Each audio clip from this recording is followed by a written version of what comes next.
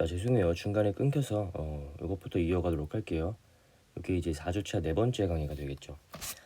자, 여러분들 이제 마지막 소득 처분의 유형인 기타입니다. 기타는 우리 이제 사후 관리가 불필요한 영구적인 차이가 되겠고요. 사후 관리가 필요한 일시적인 차이는 세무조정의 유형 중에서 유보와 마이너스 유보밖에 없었죠. 자산 부채의 차이이다 보니까 한 번 계상되고 없어지는 게 아니라 한 번 계상이 되면 그 자산이 처분되거나 부채가 소멸될 때까지 계속해서 그 자산과 부채에 관련된 유보와 마이너스 유보가 붙어 다니게 되는 거죠. 그래서 그것은 일시적인 차이로서 사후관리가 필요하다라고 했고요. 나머지의 세무조정들은 사후관리가 필요하지 않습니다. 자, 세무조정한 금액이 기업 외부로 유출되지 않고 기업 내부에 남아있으나 결산서상의 자산부채와 세법상의 자산부채의 차이가 없는 경우에 행하는 소득처분으로 주로 입금 송금 항목을 잉여금의 증감으로 처리한 경우에 발생한다라고 나와 있죠. 자, 기타는요, 대부분요, 이 자본 항목과 관련된 세무조정에서 발생이 됩니다. 왜냐하면 회사 외부로 유출된 것도 아니고 자산부채의 차이도 아니다라고 한다면 남아있는 소득처분의 유형은 기타밖에 남지 않기 때문에 일반적으로는 자본과 관련된 항목에서 뭔가 이제 세법과 회계상의 차이가 발생되었다라고 했을 때 주로 하는 소득처분의 유형이 되겠고요. 지금 밑에 기타 소득처분의 예라고 나와 있는데 이거 지금 자기주식 가지고 제가 예를 들었어요. 자기주식의 처분이익은 세법상 입금 항목이다라고 나와 있죠. 여러분들이 알고 있는 자기주식 처분이익은 뭐예요? 자본 항목이었잖아요. 회계상은 자기주식 처분이익은 자본이잖아요. 하지만 세법상은 입금 항목이에요. 자, 위에 정의에서 우리가 봤던 내용 그대로 이야기하고 있는 거죠. 주로 입금과 송금 항목을 세법에서 자기주식 처분이익은 입금 항목이에요. 이것을 잉여금의 증감으로 처리한 경우에 발생을 한다. 자기주식 처분이익 회계에서는 잉여금의 증감으로 처리를 하죠. 세법에서는 입금으로 처리를 하고요. 그러면 세무조정이 발생될 수밖에 없겠죠. 자, 자기주식과 관련되어서 자기주식을 취득했을 때 그리고 처분했을 때 요거를 가지고 한번 제가 예를 들어 볼게요.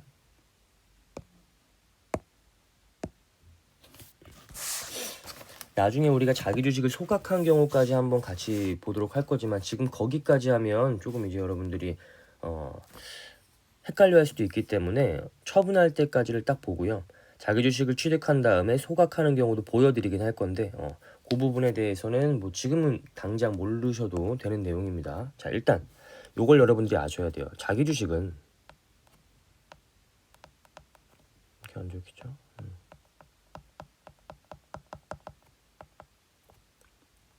기업회계 기준에선 어떻게 판단하고 있냐 하면 자기 주식은 자본 조정입니다. 자본 항목이죠. 세법에서는 이 자기 주식을요 자산으로 봅니다.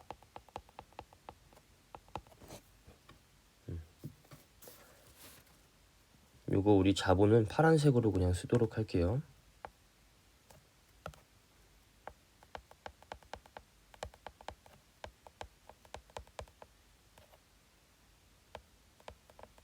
자본 조정 항목.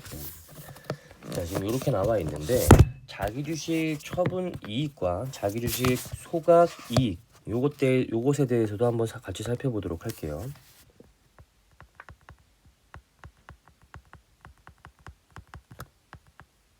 기업회계 기준에서는 이 자기주식 처분 이익을 자본 항목으로 봅니다.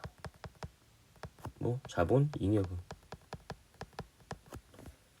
세법에서는요 자기주식 처분 이익을 입금 항목으로 봅니다. 손비 항목이기 때문에 빨간색으로 쓰도록 할게요.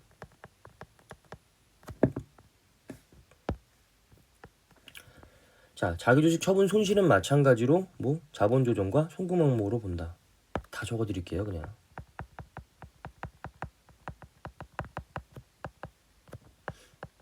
기업회계 기준과 세법에서 기업회계 기준은 자본, 이 중에서 자본의 마이너스 항목인 자본 조정, 자기주식 처분 손실은 송금, 이렇게 보고 있습니다. 자, 다 해볼게요. 자기주식 처분 손실까지. 기업회계 기준에서는 자본으로 보죠.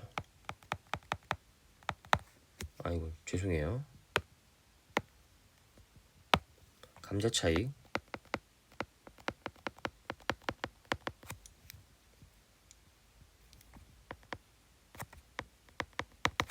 기업회계 기준에서는 마찬가지로 자본입니다. 자본 잉여금 항목이죠. 세법에서는 똑같이 자본으로 봅니다.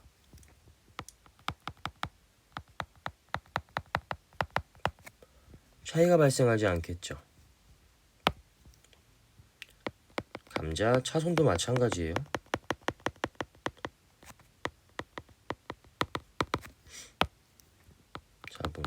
자본의 마이너스 항목이니까 자본 조정으로 보고요. 세법에서도 마찬가지로 자본 조정. 즉 감자 차익과 감자 차손은 입금 불산입 항목, 송금 불산입 항목에 해당이 됩니다. 입금과 송금으로 보지 않아요. 자, 요게 이제 자기 주식을 취득했을 때의 처리라고 보시면 되고요. 요게 이제 이 취득한 자기 주식을 처분을 했을 때 상황이라고 보시면 되고요. 그 다음에 마지막으로 이 취득한 자산을 이번엔 처분이 아니라 소각했을 경우에 요렇게 되거나 요렇게 되거나 취득한 이후에는 이 자기 주식을 처분을 하거나 아예 없애버리거나. 처분이라는 건 뭐예요? 자, 여러분들 자기 주식에 대한 그 정의는 다 아시죠? 내가 발행한 우리 회사의 주식을 내가 다시 사는 거. A 회사의 법인의 주식을 발행을 해요. 그리고 이 법인의 명의로 다시 이 A 회사의 주식을 사오는 것을 말해요. 자기 주식은 뭐 여러 가지 경영권의 방어 등의 여러 가지 사유들에 의해 가지고 허용이 되고 있고요. 물론 이제 적법한 절차를 거쳐 가지고 자기 주식을 취득을 해야겠죠. 상법상 절차에 따라서.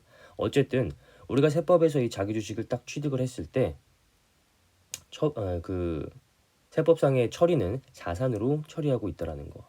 자, 그다음에 자기 주식을 처분한다라는 개념은 뭐예요? 다시 시장에 이 자기 주식을 발행을 한다 이런 의미예요. 이게 처분이에요. 최초에 A 회사가 A 회사의 주식을 다른 주주들한테 이렇게 파는 거, 자금 조달하는 거, 이것은 발행이라고 부르잖아요. 이렇게 이렇게 주식을 발행한 다음에 내가 발행했던 주식을 다시 사온 후 다시 이 주식을 시장에 발행하는 거, 그것을 자기 주식의 처분이라고 합니다. 소각은요, 없애는 거예요. 자, 당초에 내가 주식을 발행을 했죠. 내가 발행했던 주식을 내가 다시 사와요. 그리고 이 주식을 없애버려요. 소각이라고 해요. 자본을 감소시키겠다 이런 의미죠. 그래서 감자라는 거는 자본 감소에 따른 차익, 감자 차손은 자본 감소에 따른 차손, 이런 의미로 생각하시면 돼요. 자, 그러면 취득할 때, 처분할 때, 소각할 때 세법상 그 세무조정이 어떻게 나오는지 한번 보도록 하겠습니다. 자, 일단 장부에는 이때 기장을 어떻게 하냐 하면 취득했을 때 자기 주식을 취득했을 때 이렇게 자기 주식 취득에 대한 처리를 하겠죠. 1,000원이라고 해볼게요. 현금 1,000원에 취득을 했습니다. 이거 파란색으로 썼어요. 자본 항목이죠. 위에서 지금 이야기했었죠. 세법. 자산이에요. 자본이 아니라.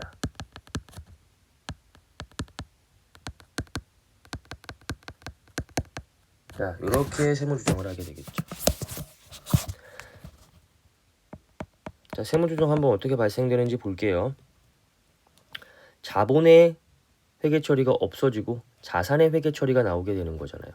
요거를 B를 T로 이렇게 바꿔보면 어떠한 일이 일어나냐면 자산 이쪽에, 자본 이쪽에.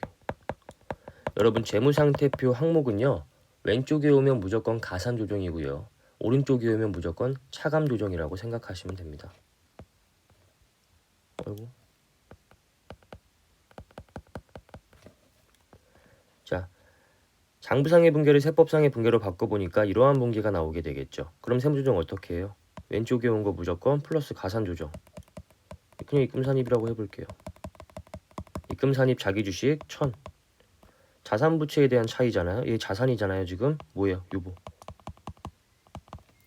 요거는 세무조정 어떻게 해요? 오른쪽에 왔으니까 무조건 마이너스. 그냥 송금산입이라고 할게요. 자기 주식 1000. 차감 조정이니까 뭐라고 해야 되겠어요? 기타죠. 왜? 이 자본이잖아요. 자산 부채의 차이는 유보와 마이너스 유보로 조정을 하지만 자본의 차이는 대부분 이제 기타로 조정을 한다라고 했었죠. 자산 부채의 차이도 아니고 외부로 유출된 것도 아니라고 한다면 남아있는 세무 조정은 기타밖에 없죠. 차감 조정 중에서. 자, 해볼게요. 그러면 처분과 관련된 세무 조정도 마찬가지로 해볼게요. 장부에서 우리 어떻게 반영하고 있냐면, 예를 들어 가지고 내가 1,000원에 샀던 이 자기 주식을 1,200원에 팔았다라고 가정을 해볼게요. 현금 1,200원을 받았어요. 그럼 어때요? 자기 주식 자본, 파란색은 자본 항목이라고 했었죠. 1,000원짜리 없어지고요. 뭐 생길까요? 자기 주식 처분 이익 생기죠. 얼마? 200원. 얘는 자본 조정 항목이었던 거 왼쪽에 있던 거 오른쪽으로 없애준 거고요. 자기 주식 처분 이익은 자본 잉여금 항목이고요. 이 회계 처리를 모르겠어요. 이러면 제가 그것까지는 커버해 드릴 수가 없어요. 여기서 세법 강의이기 때문에 회계약에 있는 자본 항목 파트를 다시 한번 공부하고 요거를 들으시는 것도 좋은 방법입니다. 왜냐면 우리가 자본과 관련된 그 세무조정들도 앞으로 굉장히 많이 하게 될 텐데 자본에 대한 그 처리를 모른다라고 하시면 따라가기가 좀 어려울 수가 있어요. 그래서 회계약을 공부를 다시 자본 항목 파트를 한번 보고 그 다음에 준비를 하시는 게 더 좋을 것 같아요. 그래서 여러분들 대부분 법인세를 잘 하시는 분들은요, 회계를 잘해요. 왜? 법인세를 잘하려면 회계를 기본적으로 잘 알아야만 법인세를 할 수 있기 때문에 이러한 회계 처리들이 자동으로 나와야 세무조정이라는 걸 할 수가 있잖아요. 그렇죠? 자, 세법상의 처리도 이어서 한번 해볼게요. 현금 1,200 팔았어요. 그렇죠? 세법상은 자기 주식이 자산이죠. 자산 1,000원짜리를 1,200원에 팔았다. 그럼 뭐가 나와요? 입금 항목이 나오겠죠. 당연히. 자기 주식 처분 이익.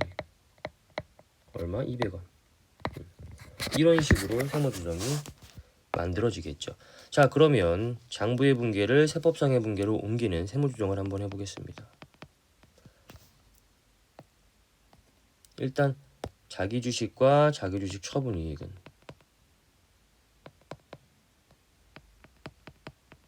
없어지겠죠.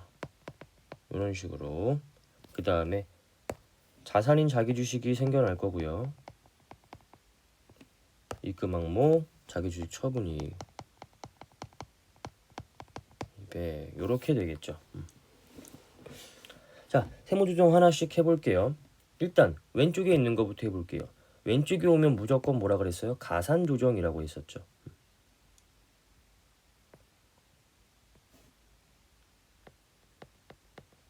첫 번째 얘부터 해볼게요. 자기 주식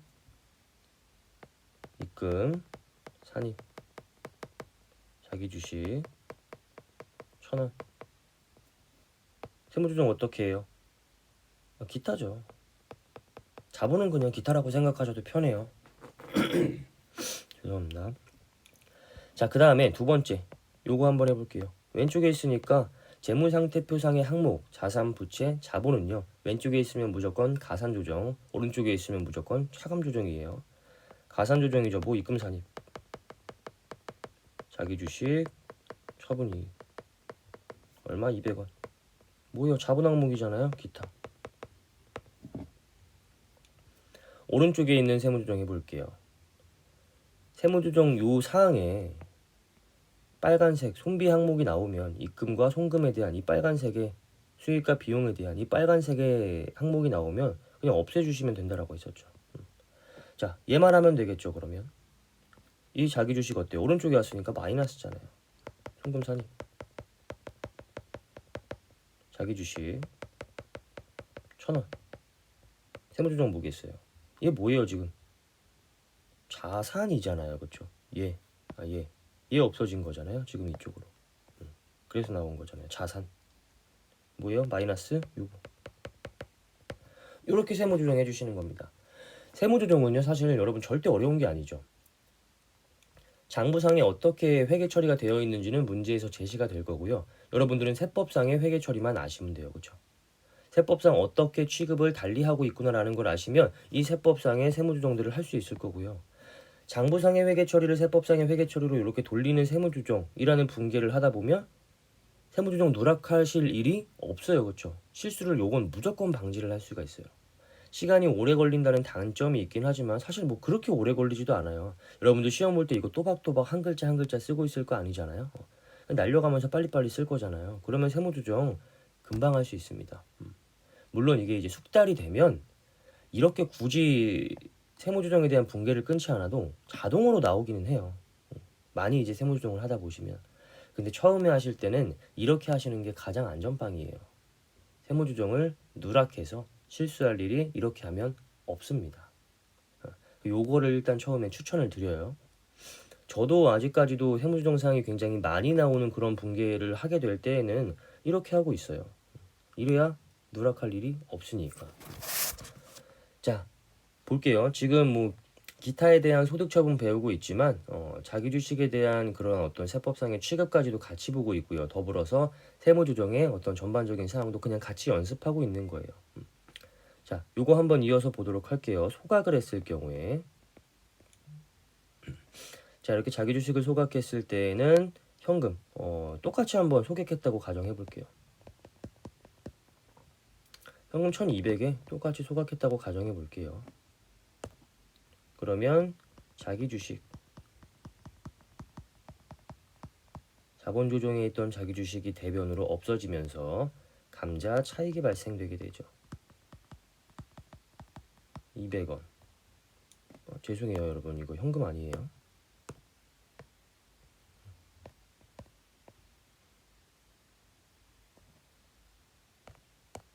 자본금입니다.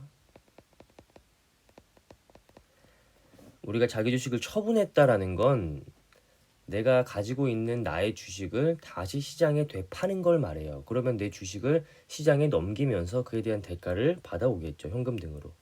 소각이라는 건 파는 게 아니라 없애는 거예요. 자본금을 감소시킨다는 거예요. 여기서 감자라는 거는 자본금의 감소를 말하는 거예요. 자본금을 감소시키면서 이익이 생겼다. 또는 자본금을 감소시키면서 손실이 생겼다. 이런 의미라고 생각하시면 돼요. 소각은 자본금이 차본 항목으로 오게 된다. 요거 기억하셔야 돼요. 자, 그 다음에 세법상의 처분 한번 볼게요. 이거 그냥 깔끔하게 다 파란색으로 1200. 자, 그 다음에 세법상의 처분 똑같이 자본금이 1200 감소한 건 맞죠? 지금 자본금을 감소시키는 일을 하고 있죠. 하지만 이때 없어지는 거는 자산인 자기 주식이 없어지는 거고요. 감자 차익은 세법에서도 똑같이 자본 잉여금 항목으로 보고 있습니다. 자, 그러면 요거에 대한 세무조정 한번 해볼게요. 장부상의 분계를 세법상의 분계로 바꾸시면 됩니다. 일단 똑같은 거 지워버릴게요. 뭐 똑같냐 하면 얘 똑같죠. 감자 차익 똑같죠. 그러면 세무조정 사항은 뭐만 남아요? 얘만 남죠. 똑같은 거 이렇게 지워버리면 얘랑 얘만 남는 거잖아요.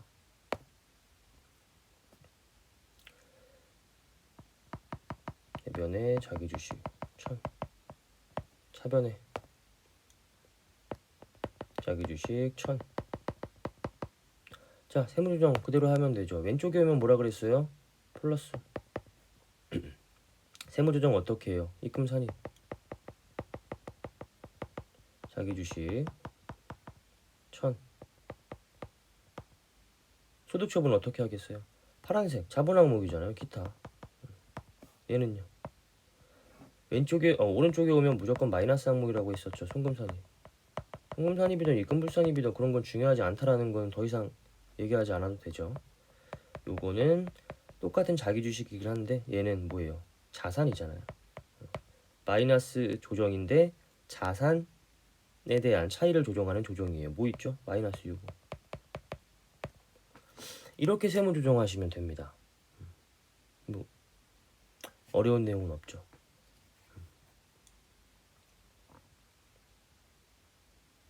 자, 여기서 일단 우리가 지금 기타를 보고 있으니까 요거에 대한 내용만 한번 쭉 보면, 기타에 대한 이 소득 처분은요 다 어디서 발생했어요? 지금 파란색인 자본 항목에서 이렇게 발생을 했죠. 자, 이렇게 자산 부채의 차이, 그리고 뭐 가산 조정이라고 한다면 외부로 유출된 것까지 생각을 해본다면, 그러한 것들 이외에 이제 남아있는 세무 조정에 대한 소득 처분 항목은 기타밖에 없고요. 그렇게 하다 보면 자연스럽게 자본 항목은 기타로 소득 처분이 되는 거예요. 그래서 이렇게 제가 빨간색, 파란색, 뭐 검정색 이런 식으로 해가지고 지금 세무 조정을 한 이유가 그것 때문에 그런 거예요. 여러분들 이제 눈 시각적으로 조금 효과적으로 보실 수가 있게 그렇게 해드린 거고요. 이런 식으로 이제 분개를 하시고 세무 조정을 하시고 그 다음에 소득 처분까지 이런 식으로 이제 행하시면 됩니다. 자, 이거는 자주 보시면서 이제 뭐 기본적인 세무 조정을 학습하기는 뭐 굉장히 좋은 사례이기 때문에 이런 식으로 보셔도 되고요. 자, 여기서 지금 제가 예로 들어 드린 거는 자기 주식을 처분했을 때 상황만 이렇게 말씀을 드린 거예요.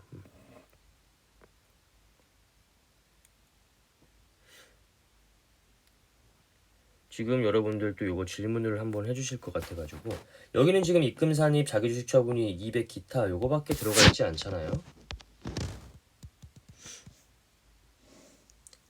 지금 방금 전에 우리가 봤던 내용은 얘만 들어가 있는 거거든요. 즉 얘랑 얘는 지금 이 우리가 방금 전에 봤던 그 세무조정의 예에서 들어가 있지 않았어요. 이게 이제 실무적으로 예전에 많이 같은 세무조정 사항이라고 해가지고 생략을 했던 세무조정이에요, 요게. 그래서 제가 그 방금 전에 봤던 세무조정 거기에도 그냥 요것만 넣어두게 됐던 건데, 요거는요 생략을 많이 하기도 하지만 그냥 세무조정 해주시는 게 좋습니다. 여기서 생략하는 세무조정은요, 얘 생략하고요, 얘 생략하고요, 얘도 보통 실무적으로 생략을 했어요. 그러면 처분할 때밖에 세무조정 사항이 나오지가 않겠죠. 네, 이렇게 기억하지 마시고 그냥 있는 그대로 우리 지금 여태까지 알고 있던 대로 장부상의 분계, 세법상 분계로 옮기고 그거에 대한 세무조정 하신 다음에 그 다음에 그와 관련된 왼쪽에 있으면 가산조정, 오른쪽에 있으면 차감조정, 이렇게 그냥 세무조정 여러분들은 다 하는 걸로 알고 계세요. 이것도 원래는 실무적으로 많이 다 생략했는데 요즘에는 세무조정 다 해라, 약간 이런 추세이기 때문에 그냥 다 하시는 게 좋습니다.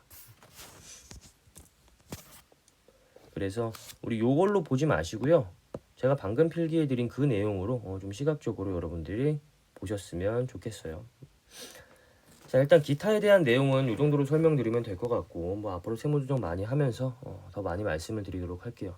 자, 그 다음에 우리가 이번에 4주차 때 마지막에 볼 내용이 이제 법인세 계산 구조입니다.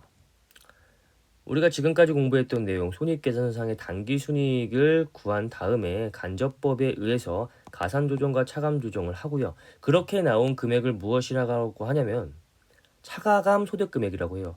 우리가 예전에 이제 봤던 그 계산구조에서는 직접법, 간접법 이거 말씀드릴 때 보여드린 그 그림은요, 이렇게 가산조정과 차감조정을 한 다음에 나오는 게 각사업년도 소득금액이다, 이렇게 이제 공부를 했었죠. 사실은 그렇지가 않고요. 이렇게 해서 나온 금액은 우리 차가감 소득금액이라고 부르고요. 거기에서 플러스 마이너스 기부금과 관련된 조정을 반영한 후에 나오는 금액이 각사업년도 소득금액입니다. 그럼 기부금과 관련된 세무조정은 왜 이 위에서 다른 가산 차감 조정과 같이 하지 않고 왜 따로 계산하고 있냐 하면, 기부금과 관련된 한도의 계산 산식이요, 차가감 소득 금액에서 시작을 합니다. 나중에 이제 기부금 배우실 때 이제 공부를 하게 되실 거예요. 이 차가감 소득 금액에서 시작을 하기 때문에 이 기부금과 관련된 세무 조정은 다른 가산 조정 발음이 안 되죠. 가산 조정, 차감 조정을 다 완료한 후에만 세무 조정을 할 수가 있어요. 세무조정이 계산을 할 수가 있어요. 이거 한번 볼게요. 다른 세무조정이 완료되고 나서 차가감 소득 금액을 계산한 후에 행할 수 있는 것이므로 차가감 소득 금액 아래에 별도로 가산하거나 감소시킨다. 이런 내용이 나오죠. 이게 기부금과 관련된 내용이에요. 일단 지금은 이것만 기억하세요. 기부금은 얘는 어디 적혀요? 소득금액 조정합계표에 적히죠. 그럼 기부금과 관련된 세무조정은요. 소득금액 조정합계표에 들어가지 않아요. 왜냐하면 소득금액 조정합계표까지 반영된 가산조정과 차감조정까지 다 반영된 차가감 소득금액을 기준으로 기부금에 대한 계산이 들어가는 것이기 때문에 기부금은 다른 모든 세무조정이 다 완료된 후에 마지막에 하는 것이고요. 소득금액 조정합계표에는 반영이 되지 않습니다. 자, 이 두 가지의 세무조정은 소득금액 조정합계표에 기재하지 않고 법인세 과세표준 및 세액조정계산서에 옮겨 적는다라고 나와 있죠. 포인트입니다. 기부금 관련된 세무조정은 이 두 가지의 세무조정, 기부금 한도초과액과 한도초과액의 송금산입, 한도초과 2월액의 송금산입, 이 두 가지의 세무조정은 소득금액 조정합계표에 반영이 되지 않습니다. 이거 기억하셔야 돼요. 자, 그 다음에 밑에 보시면 뭐 2월 결손금 비과세 소득 소득공제라고 나오죠. 2월 결손금은 뭐 10년 이내에 발생된 사업연도에서 발생된 세무조상 2월 결손금을 공제하는 거고요. 비과세 소득 소득공제, 법인세법상 비과세 소득 소득공제 뭐 많이 없습니다. 그렇게 뭐 중요한 내용 아니에요. 소득세법상의 소득공제 굉장히 중요합니다. 소득세법상의 비과세 굉장히 중요해요. 자, 왜냐면 소득세법상은 기본이 열거주의잖아요. 그렇죠? 그래서 열거가 되는 것을 쭉 설명해 놓고 있어요. 그러면 비과세도 그만큼 중요한 거겠죠. 비과세 되는 항목들이 또 굉장히 많아요. 그렇다 보니까 좀 중요한데 일단 법인세법은요. 비과세가 그렇게 중요한 내용은 아니고요. 소득공제도 뭐 별로 접할 수 있는 소득공제가 많이 없기 때문에 그렇게 중요한 내용 아니에요. 여기서 굳이 중요도를 따지자면 얘가 좀 중요한 내용이고요. 이 위에는 뭐 다 중요한 내용이고. 자, 그 다음에 10에서 25%의 초과누진세율을 적용하고 그 다음에 뭐 최저한세가 적용되는 뭐 공제와 감면, 그렇지 않은 공제와 감면이 이렇게 좀 적용이 되고요. 그 다음에 가산세와 뭐 감면분세까지 해서 총부담세, 여기서 기납부세액 차감하면 차가감 납부할 세액. 이게 우리가 이제 연말결산법인이라고 가정한다면 3월 31일까지 신고 납부해야 되는 그러한 금액이 되겠죠. 자, 이런 식으로 해가지고 최종적으로 법인세가 이제 계산이 되는 거고요. 이게 이제 법인세 과세표준 및 세액조정 계산서예요. 여기 보시면 결산서상의 당기순이액 이렇게 나오죠. 처음에. 가산조정, 차감조정하면 차가감 소득금액. 기부금과 관련된 세무조정을 반영을 하시면 각 사업연도 소득금액. 여기서 이위소 차감하면 과세표준이 나오고요. 이 과세표준에다가 10에서 25%의 초과누진세율을 적용하면 산출세액 나오고요. 이 산출세액에다가 여러가지 공제 감면을 적용을 시켜줍니다. 여러분들 공제 감면이 이론적으로는 그렇게 중요하진 않지만 실무적으로는 굉장히 중요한 내용입니다. 지금 이제 정말 많은 공제와 감면이 있고요. 이 공제와 감면을 누가 잘 알고 누가 잘 적용을 하느냐에 따라서 기장 고객이 달라질 수도 있어요. 왜냐면 보통 옮기는 게 이 위에까지는요 보통 다 똑같아요. 뭐 어차피 전산상으로 우리가 뭐 기록을 할 거고 우리가 크게 실수를 하지 않는 한 이 위에까지 즉 산출세 그 판단하는 과정까지는 뭐 계산 주체가 누구인지에 상관없이 거의 다 동일해요. 세금을 내가 최종적으로 얼마나 덜 내느냐는 사실 여기에서 좀 많이 갈려 있습니다. 공제를 얼마나 더 적용하고 감면을 얼마나 더 적용하는가. 요거를 이제 좀 공격적으로 많이들 적용하시는 분들도 있는데 뭐 당연히 그렇게 하면 안 되고요. 법에서 정해져 있는 그대로만 뭐 적용을 하셔야겠죠. 이건 실무적으로 굉장히 중요해요. 뭐 외적인 이야기를 드리자면 중소기업 특별세액 감면이라는 제도도 있고요. 그리고 창업 중소기업 감면이라는 제도도 있고요. 뭐 고용증대세액 공제 이런 제도도 있고요. 굉장히 많은 세액 공제와 감면이 있어요. 이거는 뭐 일단 실무 가셔가지고 하나씩 보시면서 적용하시는 게 일단 좋을 것 같고. 그 다음에 여러분 이런 제도 있습니다. 혹시 이 수업을 들으시는 분 중에 요즘에 그 젊으신 분들이 가장 많이 창업을 하는 업종이 전자상거래예요. 전자상거래로 해가지고 요즘에 굉장히 많은 창업을 하고 있거든요. 통신 판매요. 이거는 뭐 초기에 자본이 그렇게 많이 들지도 않는 것이고요. 사무실을 별도로 얻지 않아도 내가 컴퓨터 하나만 있으면 충분히 할 수 있는 일이기 때문에 젊으신 분들이 굉장히 많은 창업을 하고 있어요. 자, 이때 여러분들 기억하실 거, 수도권 과밀 억제권역 지역 외에서 전자상거래업 등을 창업을 하면 창업 중소기업 세액 감면이 됩니다. 여러분들 아직 만 34세가 되지 않았잖아요. 만 34세 미만인 경우에는 5년간 법인세를 내지 않아요. 정확히 3년간 법인세 100% 감면, 나머지 2년간 법인세 50% 감면일 거예요. 3년은 아예 법인세를 내질 않아요. 굉장히 큰 조건 아닙니까, 이거? 이 감면 혹시나 전자상거래로 창업을 하려고 생각하시는 분들 웬만하면 고양이나 서울 쪽보다는 파주 쪽에 창업을 하세요. 파주는 아직 그 감면 대상의 업종 그 지역에 들어가거든요. 고향에서 창업하면 이 정도까지는 못 받고요. 좀 낮은 이제 그 감면을 적용받게 되거나 아니면은 뭐 다른 요건이 만족하지 못한다라고 한다면 아예 감면을 못 받는 경우도 발생을 하기 때문에 이 감면 규정은 여러분들이 잘 기억해 두셨다가 나중에 창업하실 때 쓰시면 굉장히 좋은 그런 규정이 될 것 같아요. 자, 그 다음에 뭐 여러 가지 뭐 중간연합 수시부가 원천징수세액 납부를 하신 거를 기납부세액으로 차감하시면 나오는 금액이 차가감 납부세액으로 이런 식으로 나오게 되겠죠. 그럼 이게 우리가 뭐예요? 각 사업연도 소득 금액을 가지고 내가 계산한 세액이 되는 거예요. 그 다음에 이건 뭐예요? 토지 등 양도소득에 대한 거 우리 첫 번째 시간에 공부했던 거 있었죠. 토지 등 양도소득에 대한 법인세 계산. 얘는 뭐예요?